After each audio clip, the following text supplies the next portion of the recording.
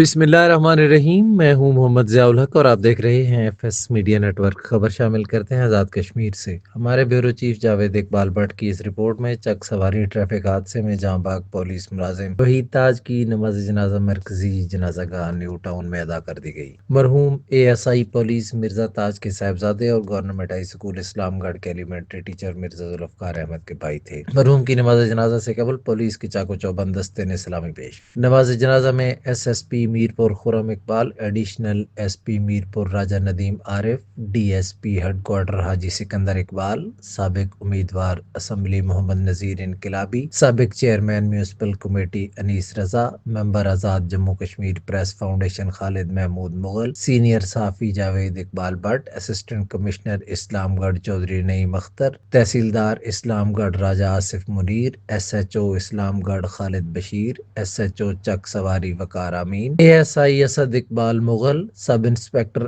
anti corruption Mahboob Akhtar, نوجوان صحافی راجہ نعمان حسین، رہنما P T I Chaudhry Shahid Anwar, Peoples party کے مرکزی رہنما چودھری لقمان لیاقت، سابق صدر میلاد کمیٹی حاجی راجہ نجابت حسین، ایکشن کمیٹی کے رہنما چودھری داؤد فیض پوری، عمر نقیبی، کونسلر راجہ تنویر سردار، رہنما P T I Chaudhry Naeem Boota, Irfan Billu, ٹھیکیدار Gulab Din, Syed Kashif Hussain Shah, Syed Tasadduq Shah, D S P Bhimber Naseer Ahmad,